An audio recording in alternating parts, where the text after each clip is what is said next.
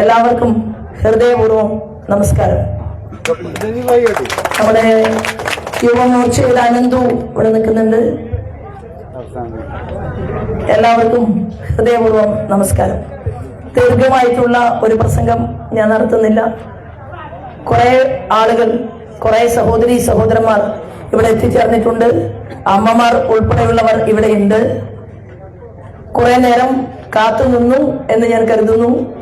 ഇതിന്റെ കാരണം ഭാരതീയ ജനതാ പാർട്ടിക്കാർ മാത്രമല്ല ഇത്തവണ വഴിയരികിൽ കാത്തു നിൽക്കുന്നത്. സഖാക്കളും കോൺഗ്രസിന്റെ പ്രവർത്തകരും ഒക്കെ നമ്മളെ ഒന്ന് കാണാൻ, ഒന്ന് മിണ്ടാൻ അവർ ആഗ്രഹിക്കുന്നുണ്ട് എന്നുള്ളതാണ്. ഞാൻ വളരെ ഇന്ന് അത്ഭുതപ്പെട്ടു പോയി. കാരണം ഇന്ന് കണ്ണാടി പഞ്ചായത്തിൽ ഭാരതീയ ജനതാ പാർട്ടിയുടെ നേതാവും 15 വർഷം മധ്യപ്രദേശിന്റെ മുഖ്യമന്ത്രിയും ഭാരതീയ ജനതാ പാർട്ടിയുടെ അഖിലേന്ത്യാ ലീഡറുമായിട്ടുള്ള കാർഷിക വകുപ്പിന്റെ ക്യാബിനറ്റ് മിനിസ്റ്റർ ശിവരാജ് സിംഗ് ചൗഹാൻജി കണ്ണാടിയിൽ വന്നിരുന്നു. ഇവിടുത്തെ കർഷകന്മാരെ കാണാൻ, ഇവിടുത്തെ കർഷകന്മാരെ അഭിസംബോധന ചെയ്യാൻ വേണ്ടിയാണ് അദ്ദേഹം വന്നത്.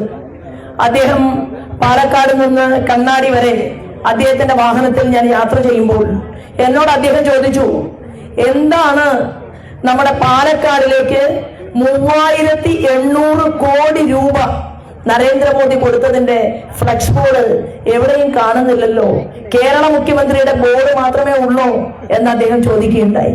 പ്രിയപ്പെട്ടവരെ, ഈ കേരളത്തിന്റെ പ്രതിപക്ഷവും ഭരണപക്ഷവും 3800 കോടി രൂപ ശ്രീമാൻ നരേന്ദ്രമോദി കൊടുത്തിട്ട് ഈ രാജ്യത്ത് കൊണ്ടുവന്ന 12 സ്മാർട്ട് സിറ്റികളിൽ ഒരു സ്മാർട്ട് സിറ്റി നമ്മുടെ നാട്ടിലേക്കാണ് കിട്ടിയത്, പാലക്കാടേക്കാണ് കിട്ടിയത് എന്നുള്ള യാഥാർത്ഥ്യം അവർ മറച്ചു വെക്കുകയായിരുന്നു. 1800 ഏക്കർ സ്ഥലം ഏറ്റെടുത്തു കഴിഞ്ഞു. 1800 ഏക്കർ സ്ഥലവും 3800 കോടി രൂപയും കിട്ടിയിട്ട് നന്ദിയില്ലെങ്കിലും നന്ദികേട് കാട്ടാൻ പാടുണ്ടോ ശ്രീമാൻ പിണറായി വിജയൻ എന്നുള്ള ചോദ്യമാണ് ഈ കേരളത്തിലെ ടെക്നോളജിസ്റ്റുകളും വിദ്യാർത്ഥികളും ധാരാളം വരുന്ന ആളുകളും ചോദിച്ചുകൊണ്ടിരിക്കുന്നത്. എന്താണ് ഈ ഗവൺമെന്റ്? കാരണം ഭാഗ്യവാനാണ് നമ്മുടെ മുഖ്യമന്ത്രി. കൊടുക്കാൻ ഒരാളുണ്ടല്ലോ. എങ്ങനെ ദൂർത്തടിച്ചാലും, എങ്ങനെ അഴിമതി നടത്തിയാലും, എന്ത് ചെയ്താലും രാജ്യം ഭരിക്കുന്ന ഭരണകൂടത്തിന്റെ നായകൻ ശ്രീമാൻ നരേന്ദ്രമോദിക്ക് ഈ രാജ്യം ഉണരണമെന്ന് ആഗ്രഹമുള്ളത് കൊണ്ട് സ്റ്റാർട്ടപ്പിന്റെയും സ്റ്റാൻഡപ്പിന്റെയും മേക്കിന്റെയും മാതൃവന്ദനം പദ്ധതി, അമ്മമാർക്ക് ഇന്ദ്രധനുഷ് യോജന, നമ്മുടെ സ്ത്രീകൾക്ക് ബേട്ടി പഠാവോ ബേട്ടി ബച്ചാവോ, പെൺകുട്ടികൾക്ക് സുകന്യ സമൃദ്ധി പദ്ധതി, നമ്മുടെ കുഞ്ഞുമക്കൾക്ക്, അങ്ങനെ 300-ലധികം വരുന്ന പദ്ധതികൾ ആവിഷ്കരിക്കുകയാണ്. പ്രസംഗത്തിലൂടെ ശിവരാജ് സിംഗ് ചൗഹാൻജി ചോദിച്ചു, റൂറൽ ഡെവലപ്മെന്റിന്റെ മിനിസ്റ്റർ കൂടിയാണ് ഞാൻ, അദ്ദേഹം പറയുകയാണ് ഗ്രാമീണ വികസനത്തിന്റെ മന്ത്രി കൂടിയാണ്. പ്രധാനമന്ത്രി ആവാസ് യോജന പദ്ധതിയിലൂടെ എന്തുകൊണ്ടാണ് കേരളത്തിന്റെ മുഖ്യമന്ത്രി വീടില്ലാത്ത ഒരാൾ പോലും ഈ രാജ്യത്തുണ്ടാകരുത് എന്ന് പറഞ്ഞ മോദിജിയുടെ ആ പ്രധാനമന്ത്രി ആവാസ് യോജന പദ്ധതി എന്താണ് നിങ്ങൾ മിസ്റ്റർ പിണറായി വിജയൻ കേരളത്തിൽ നടപ്പിലാക്കാത്തത് എന്ന് കേന്ദ്രമന്ത്രി ചോദിക്കുകയുണ്ടായി. ഭരണപക്ഷം അങ്ങനെയാണ്, ശരി. പക്ഷെ കേരളത്തിന്റെ നിയമസഭയ്ക്കകത്തുള്ള പ്രതിപക്ഷമോ, ആ പ്രതിപക്ഷം എന്തുകൊണ്ടാണ് റോൾ ഏറ്റെടുക്കാത്തത്? ആ പ്രതിപക്ഷം എന്തുകൊണ്ടാണ് ചോദിക്കാത്തത്? ആയിരക്കണക്കിന്, 10,000-കണക്കിന്, ലക്ഷക്കണക്കിന് കോടി രൂപ ഈ കേരളത്തിലേക്ക് കിട്ടിയിട്ട് ഇത് പാവപ്പെട്ടവർക്ക് കൊടുക്കാത്തതിന്റെ കാരണം ചോദിക്കാൻ കേരളത്തിന്റെ നിയമസഭയിലും ആളില്ല എന്നുള്ളതാണ്. ഇവിടെ നമ്മുടെ പ്രിയപ്പെട്ട അമ്മമാരൊക്കെ ഉണ്ട്.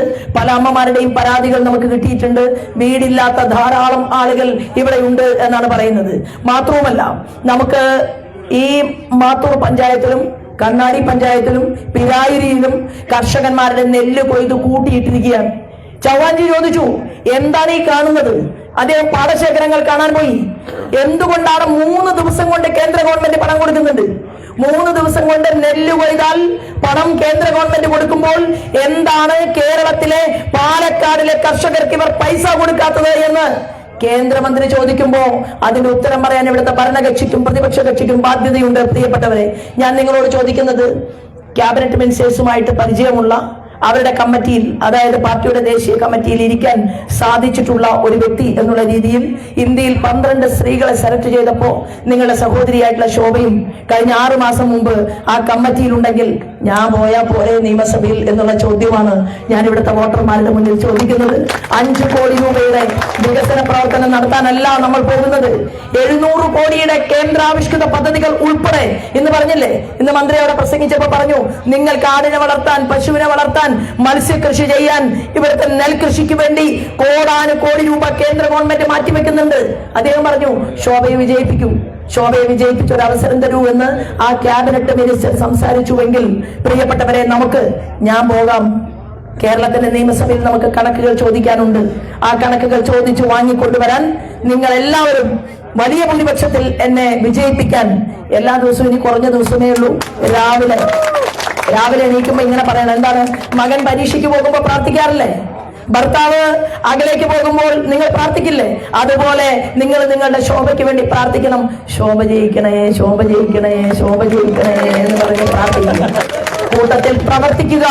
ഓരോ ബൂത്തുകളിലെയും ആളുകളെ പോളിംഗ് ബൂത്തിലേക്ക് കൊണ്ടുവരാൻ വേണ്ടിയിട്ടുള്ള പ്രവർത്തനത്തിന് നേതൃത്വം കൊടുക്കുക. ഗോപി അവിടെ പിറകിൽ പോയി നിൽക്കുകയാണ്. ഗോപി എപ്പോ പ്രസംഗിക്കുമ്പോഴും ഗോപിയെ കാണില്ല, ബിനോജ് പിറകിലായിരുന്നു. അതായത് ഓരോരുത്തരും എന്റെ അടുത്ത് വന്നാലല്ലേ എനിക്ക് പേര് വിളിച്ച് പറയാൻ പറ്റൂ.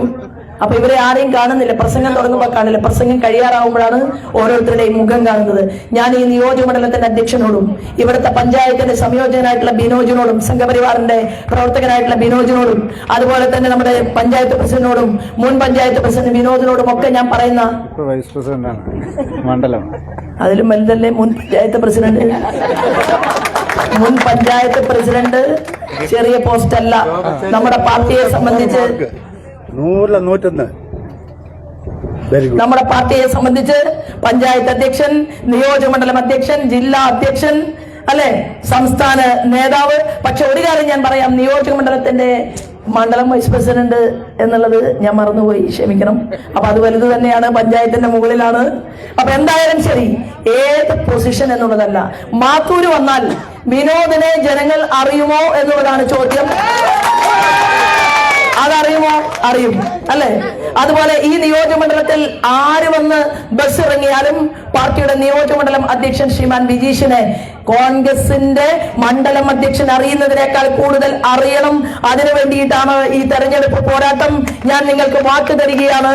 കാരണം എന്റെ കൂടെ നിഴലായി പ്രവർത്തിക്കുന്നത്, എന്നേക്കാൾ കൂടുതൽ വെയിൽ കൊള്ളുന്നത്, എന്നേക്കാൾ കൂടുതൽ വീടുകളിൽ കയറുന്നത്, എന്നേക്കാൾ കൂടുതൽ പ്രസ്ഥാനത്തിന്റെ വളർച്ചയ്ക്ക് വേണ്ടി ഓരോ സ്ഥലത്തും കഠിന പ്രയത്നം ചെയ്യുന്നത് എന്റെ സഹപ്രവർത്തകന്മാര് ആണ്. നിങ്ങളുടെ ഒന്നും അത്യധ്വാനം വെറുതെയാവില്ല. ഞാൻ തിരിച്ച് 700 കോടിയുടെ കേന്ദ്രാവിഷ്കൃത പദ്ധതി പാലക്കാട്ടേക്ക് കൊണ്ടുവരും എന്ന് പ്രഖ്യാപിച്ചുകൊണ്ടാണ് ഈ തെരഞ്ഞെടുപ്പ് പ്രവർത്തനത്തിന് മുന്നിൽ നിൽക്കുന്നത്. എന്റെ തലയിൽ കൈവച്ച് അനുഗ്രഹിക്കണമെന്നും കുടിവെള്ളത്തിന് ജൽനൽ പദ്ധതി കൊണ്ടുവന്നു ഇന്ത്യയുടെ പ്രധാനമന്ത്രി. ഒരൊറ്റ വീട്ടിൽ പോലും പൈപ്പും വെള്ളവും ഇല്ലാതിരിക്കരുത് എന്ന് പ്രഖ്യാപനം നടത്തിയിട്ട് 14 പഞ്ചായത്തുകളിൽ മാത്രമാണ് പ്രിയപ്പെട്ടവരെ ഈ പാലക്കാട് ജില്ലയിൽ ജൽനൽ പദ്ധതി കൊണ്ടുവന്നത്. എന്റെ ചങ്കായിട്ടുള്ള ചിറ്റൂർ രാജു ഇതിന്റെ എല്ലാം തന്നെ സംയോജകൻ മാത്തൂരിലെ പിറകിൽ നിൽക്കുകയാണ്. അപ്പോ ഞാൻ പറഞ്ഞു വരുന്നത്, ഈ ജൽനൽ പദ്ധതിയുടെ ആനുകൂല്യം ഇവിടേക്ക് കിട്ടാത്തതിനെ കുറിച്ച് പറയണം. ഇവിടെ മാത്തൂരില് തിരുവനന്തപുരത്ത് നിന്ന് 2 പേർ വന്നിട്ടുണ്ട്. ഒരാൾ ദീപ ജില്ലയുടെ ഉപാധ്യക്ഷയാണ്, തിരുവനന്തപുരത്ത് നിന്നാണ് വന്നത്. ഒരാൾ സാബു ജില്ലയുടെ വൈസ് പ്രസിഡന്റാണ്, തിരുവനന്തപുരത്ത് നിന്നാണ് വന്നത്. അപ്പൊ ഞാൻ പറഞ്ഞു വരുന്നത്, നിങ്ങൾ എല്ലാവരും ചേർന്ന് ജൽനൽ പദ്ധതി കൊണ്ടുവരാത്ത ഗവൺമെന്റിനെ കുറിച്ച് സംസാരിക്കണം. ഇവിടുത്തെ പഴയ പഞ്ചായത്തിന്റെ പ്രസിഡന്റ്, പഴയ മാർക്സിസ്റ്റുകാരൊക്കെ രാത്രിയിൽ എനിക്ക് ചായ തന്നിട്ടുണ്ട്. ഞാൻ പറയാം, പല വീടുകളിലും ചെന്നപ്പോ പറഞ്ഞു, ഞങ്ങൾ വീട്ടിലുണ്ടാവില്ല, ഭാര്യമാരെ കണ്ടോളൂ. ശോഭ സുരേന്ദ്രനെ നേരിട്ട് കാണാനുള്ള സമയമായിട്ടില്ല. പക്ഷെ ഇലക്ഷൻ കഴിഞ്ഞ് ശോഭ MLA ആയി കഴിഞ്ഞാൽ എല്ലാവരെയും നമ്മൾ ഷാളിട്ട് സ്വീകരിക്കുമെന്നുള്ള കാര്യത്തിൽ ഒരു തർക്കവുമില്ല. കാരണം AK ഗോപാലിനെ സ്നേഹിക്കുന്ന, കൃഷ്ണപിള്ളയെ സ്നേഹിക്കുന്ന, ഗൗരി അമ്മയെ സ്നേഹിച്ച നല്ലവരായിട്ടുള്ള സഖാക്കന്മാരുടെ മുഴുവൻ വോട്ടുകളും ചോദിച്ചു വാങ്ങണം. എന്താ കാരണം എന്നറിയുമോ? LDFന്റെ സ്ഥാനാർത്ഥി പഴയ മുസ്ലിം ലീഗുകാരനാണ്. രാഹുൽ മാങ്കൂട്ടൻ ജയിച്ചപ്പോ, എന്റെ കയ്യിൽ പേപ്പറുണ്ട്, രാഹുൽ മാങ്കൂട്ടൻ ജയിച്ചപ്പോൾ ഏറ്റവും കൂടുതൽ രാഹുലിന്റെ പ്രവർത്തനത്തിന് വേണ്ടി പണം കൊടുക്കുകയും ആ പ്രവർത്തനത്തിൽ മുന്നിൽ നിൽക്കുകയും ചെയ്ത, കൈയടിച്ച് സന്തോഷിക്കുന്ന ചിത്രം അത് നമ്മുടെയൊക്കെ കയ്യിലുണ്ട്. അപ്പൊ ഇത് ഒരു അദൃശ്യ ശക്തി ഈ തെരഞ്ഞെടുപ്പിനെ നിയന്ത്രിക്കുകയാണ്.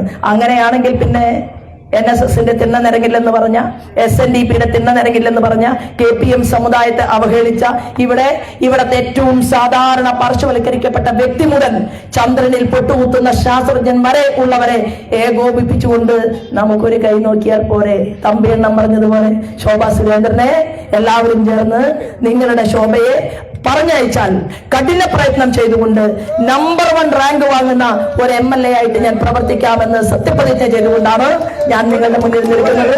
എന്നെ ഇവിടെ സ്വീകരിച്ചതിനും അമ്മമാരുടെ കാത്തുനിന്നതിനുമെല്ലാം ഹൃദയപൂർവ്വം നന്ദി അറിയിച്ചുകൊണ്ട് ഞാൻ എന്റെ വാക്കുകൾ നിർത്തുന്നു. വന്ദേ മാതരം.